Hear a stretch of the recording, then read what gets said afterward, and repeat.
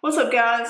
Today I would like to share with you some of the things that I have made out of PVC, hopefully to give you guys some ideas of stuff that you can make here. To me, the off-season is winter, and I know we don't have as bad of winters here in North Carolina as some of you do. None of our stuff freezes over. It's cold, but it's not too cold. I would say, as of now, our average winter temperature has probably been in the 40s or 50s, which is not very cold at all. But I wanted to give you guys some ideas of different things that you can make out of PVC that could possibly help you not necessarily catch fish, but maybe store your fishing equipment better or give you a better angle on your camera when you're on a kayak or on a boat. Just some ideas. I am a pretty, somewhat crafty person. I can usually look at a picture of something, and especially with PVC, I can duplicate that just with a picture. I don't necessarily need measurements, because a lot of the things that I've done with PVC, I saw someone else do, and I made it to fit what I needed it to fit. So you guys will have to do the same thing. For example, my rod holder, if you do a lot of saltwater fishing, your rod holder is obviously going to need to be wider in between each one where the rod fits, so that your reel will have plenty of room to fit. If you are a fly fisherman, maybe you wouldn't need as much room. There are different ways to do everything, and I'm just trying to give you guys an example of some different things that you could do very inexpensively to help you out. Now, the main thing that you're going to need when you're working with PVC is a PVC cutter. You can get these from Lowe's, you can get them online, you can get them from anywhere. Pretty sure the PVC cutters that I got, here they are, pretty sure I got them from Amazon. I did that because the ones at Lowe's were pretty expensive, and I knew I would not be making a lot of stuff.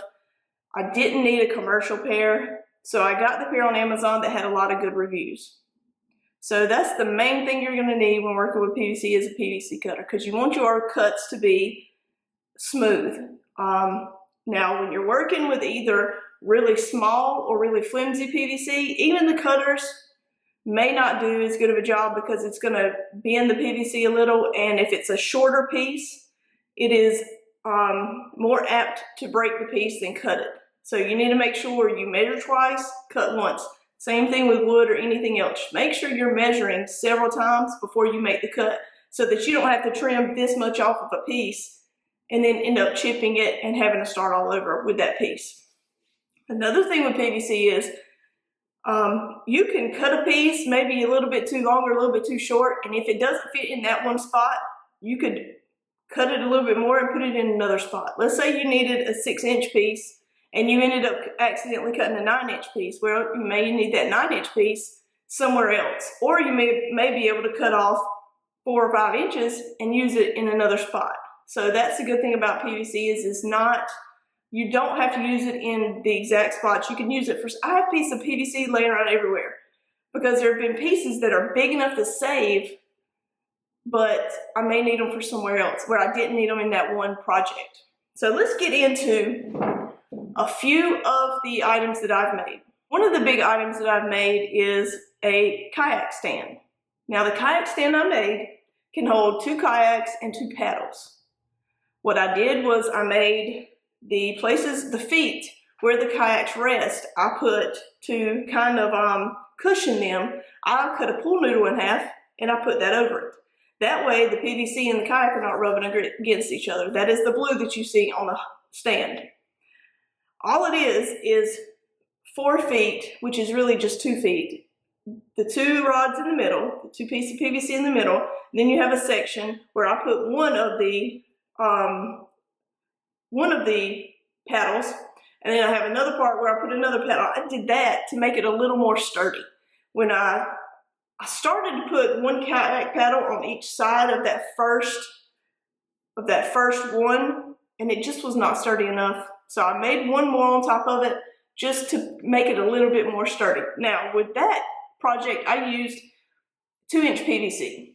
You could probably get away with using 1.5 inches, but if you have bigger kayaks, you definitely want to use 2-inch so that the kayak doesn't bend the PVC. And what I do is I just sit the kayaks facing each other, and they use each other's weight to counteract each other, and it stands up perfectly. So that is one thing I've made. It was very, very easy to make. All I did was I knew my kayaks were both 10 feet long. So I wanted to pick a measurement where it would hit and even out, distribute the weight of the kayaks evenly. So I measured and I wanted it to hit the kayaks equally. So I made it to where it was about 3 feet on the inside of the kayak on each one, and that's where I started the post. So you could see from the picture that it's pretty sturdy. It can definitely hold both kayaks. I've had them on there numerous times. That's where they stand, lay, sit, whatever. That's where they are when they're not in use, unless they're in the back of the truck, like they were up until just a few minutes ago. If I know I'm going to use the kayaks a lot, I don't even take them out of the back of the truck and worry about bringing them into the building. But if I know I'm not going to use them, like as of right now, it's a little bit too chilly to be in a kayak for me personally. So I probably won't use the kayaks anymore until spring. So I'm going to go ahead and bring them in. But I was just trying to wait, maybe get one more trip out of it. But I'm going to go ahead and bring them in and go ahead and get them out of the elements. I really need to wash mine and clean mine, but I'm not going to worry about it until the spring, just because it's cool outside and it's already muddy enough because we've had some rain, and it's just, I'm going to wait. My kayak, I do take very good care of it, but a little bit of dirt is okay with me. I'm not one of those people where it has to be cleaned after every time. When I first got it, yes, I would rinse it off every time I used it, make sure there was no water line, but you know what? I use my kayak, and I don't plan on getting rid of it anytime soon. So if there's a watermark or a line where the water goes, because I fish in dirty water a lot, okay, whatever, I don't care. But has nothing to do with the stand, so let me get back on topic. The stand does great holding both of those kayaks. There are several different types of stands out there. I'm gonna throw up a few pictures, just of a few, where if you do a search on the internet for PVC kayak stand or do-it-yourself kayak stand, this is what you're gonna find. There's nothing wrong with those. I just feel like that the stand that I made would take up the least amount of room in this. It's in my studio, which was previously just basically a storage, kind of a storage facility. This is where I kept everything. So now that I'm cleaning it up, I'm glad I have the stand, because I can put those up against the wall and they're kind of out of the way. So that's the kayak stand. That is one thing that I've made. Another thing to go with the kayaks is the cart. I like to go, as you saw in, I'll link the video, where we went over to Sand Dollar Island. This is an island where you can find dead sand dollars.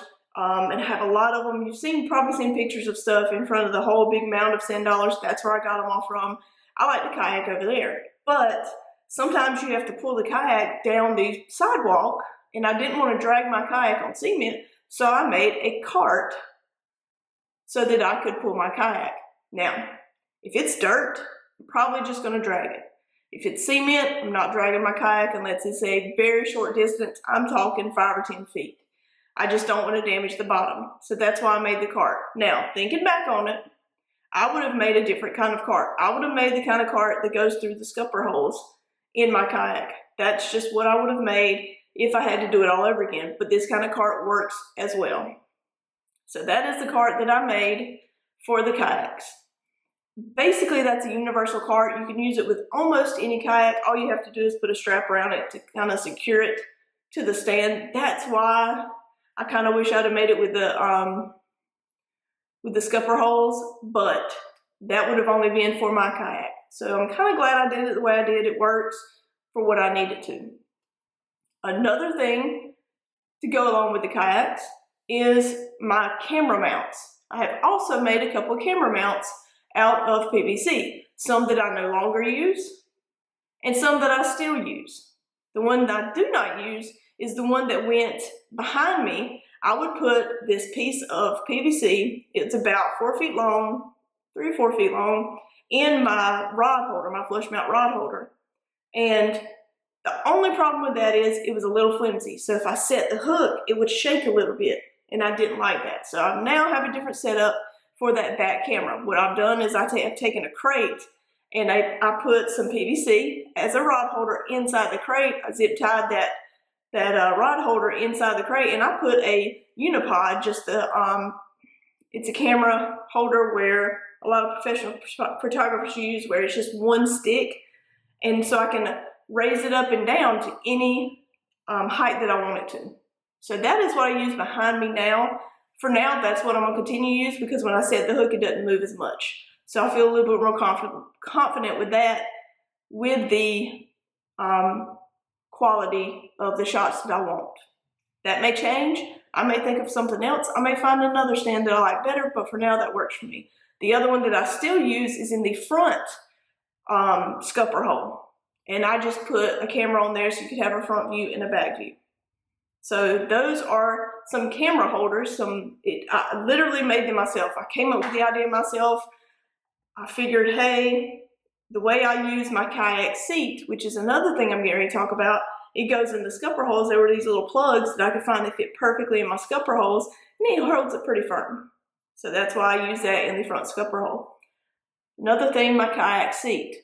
Now, I am going to have to alter the Kayak Seat just a little. It's almost just a little too tall for my liking, but I'm going to have to make some adjustments with it, because if I go down any lower, I'm not going to be able to have the back part on the back of the kayak. So I'm really going to have to make some adjustments with that. But that was something I threw together in literally a day, because I wanted it to be raised up out of the bottom of my kayak to help with casting, to help with everything.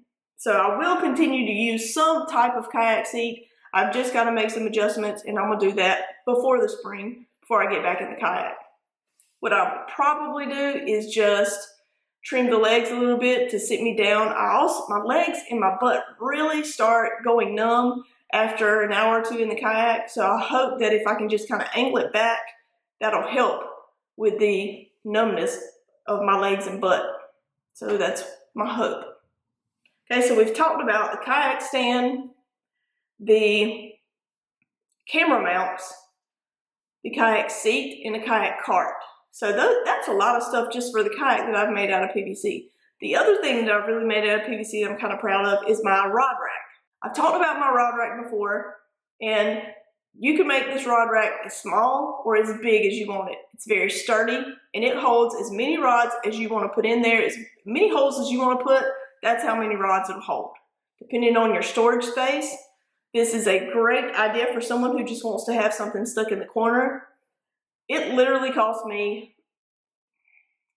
I'm going to guess, $10, maybe $15. A lot of the pieces that I had from that rod holder, I had left over from other projects. I mainly had to get the elbows and the T's.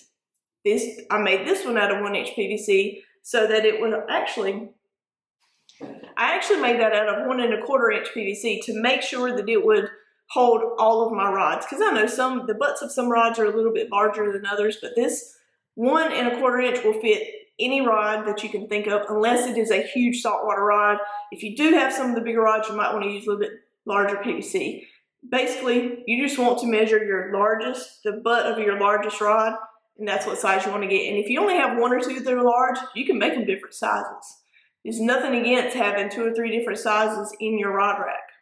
So the rod rack was very simple. Again, I found a picture on the internet of a guy that actually sells these, and he sells them. The price is not outrageous that he sells them for, but I thought to myself, I could make that. Why pay someone else to do something I can do? So that's what I did. One day I was sitting around, I said, you know what? I'm gonna go get the elbows and the T's I need. I'm gonna make a 3, 4, 5, 6, 7, 8, 9, a 10 rod holder. That's what I did. I figured, honestly, that would hold all my rods. At the time, I had empty spaces. Now, not so much.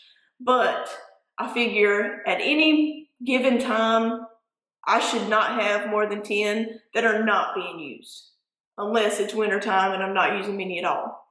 So 10 was a good number for me. I may make another one. That way I have 2 10s. I could put my spinning rods on one, my casting rods on the other. I don't know, probably will do that just to get them out the corner. So I hope you guys enjoy all the stuff I've made out of PVC, and it gives you confidence to maybe try to make these things yourself also. It really is fun just to kind of mess around and make something affordably, not cheap, because this stuff is not cheaply made if you do it right, okay? It may not cost you much to do it, it's very affordable, but it's not cheaply made. So you can rely on this PVC for years to come. It's not like metal where it'll rust. PVC doesn't rust. It doesn't really rot. Okay, if you put PVC out in the sun, yeah, there's going to be a little warping to it if it has any kind of weight, but for the most part, it's going to last you for as long as you need it to, until you think of the next thing you're going to do, or the next, maybe you did this rod rack, until you can earn the money to get another kind of rod rack that maybe is a little bit more expensive.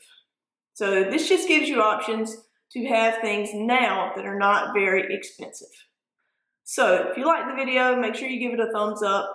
Subscribe if you have not already. Have a giveaway going on right now. Make sure you enter that giveaway. It is an Instagram and a YouTube giveaway. You guys are awesome. Hope you enjoyed the video. Have a great night.